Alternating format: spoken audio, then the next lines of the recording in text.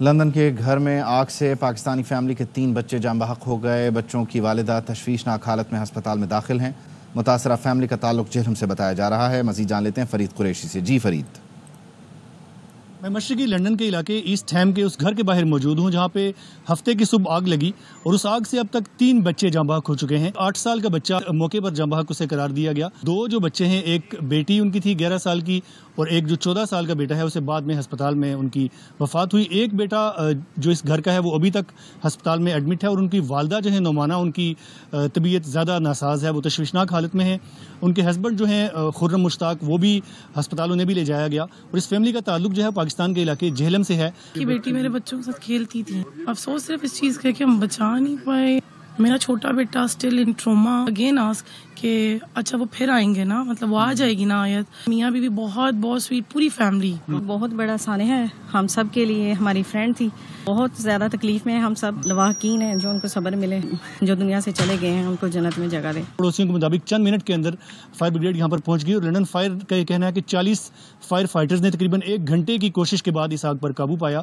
Police اور fire brigade کا یہ کہنا ہے کہ ہمیں ابھی تک اس معاملے میں کوئی سسپیشس چیز نظر نہیں آئی اور جو اس واقعے کی تحقیقات تاہم وہ کر رہے ہیں تاکہ وجوہات جانی جا سکیں کہ آگ کس طرح سے لگی اور اتنی جلدی کس طرح وہ پھیلی۔ لندن کے اس علاقے کی مقامی میئر ہیں، انہوں نے بھی اس واقعے پر افسوس اور دکھ کا اظہار کیا ہے۔ انویسٹیگیشن جاری رہے گی اور وجوہات کا جو تعین ہے وہ لندن فائر اور پولیس کی طرف سے کیا جائے گا۔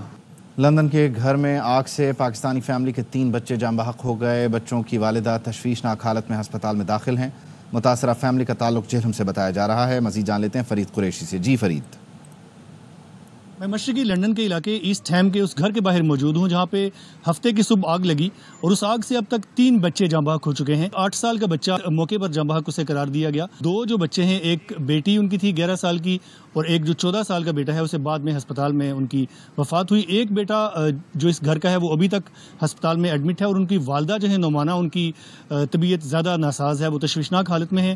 ان کے ہسبینڈ جو ہیں خرم مشتاق، وہ بھی ہسپتال انہیں بھی لے جایا گیا اور اس فیملی کا تعلق جو ہے پاکستان کے علاقے جہلم سے ہے۔ کہ بیٹی میرے بچوں کے ساتھ کھیلتی تھی، افسوس صرف اس چیز کا کہ ہم بچا نہیں پائے۔ میرا چھوٹا بیٹا still in trauma again ask کہ اچھا وہ پھر آئیں گے نا، مطلب وہ آ جائے گی نا آیت۔ میاں بیوی بہت بہت سویٹ، پوری فیملی۔ بہت بڑا سانحہ ہے ہم سب کے لیے، ہماری فرینڈ تھی، بہت زیادہ تکلیف میں ہیں ہم سب۔ لواحقین ہیں جو ان کو صبر ملے، جو دنیا سے چلے گئے ہیں ان کو جنت میں جگہ دے۔ پڑوسیوں کے مطابق چند منٹ کے اندر فائر بریگیڈ یہاں پر پہنچ گئی اور لندن فائر کا یہ کہنا ہے کہ 40 فائر فائٹرز نے تقریباً 1 گھنٹے کی کوشش کے بعد اس آگ پر قابو پایا۔